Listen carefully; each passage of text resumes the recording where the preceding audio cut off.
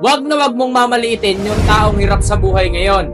Tandaan mo, bilog ang mundo, walang makakapagsabi sa takbo neto. Bukas makalawa, baka ikaw naman yung mangailangan at yung taong minaliit mo noon, siya yung makakatulong sa'yo. Wag na wag mong idedepende yung respeto mo dahil sa mayaman lang o may pera yung tao. Dahil ang salitang respeto, walang katumbas na presyo. Mahirap man o mayaman, dapat pantay yung pakikitungo mo. Kung mahirap at walang-wala yan ngayon, pero nakikita mong nagsusumikap at porsigido, balang araw magugulat ka na lang na buhay naman niya yung guminawa.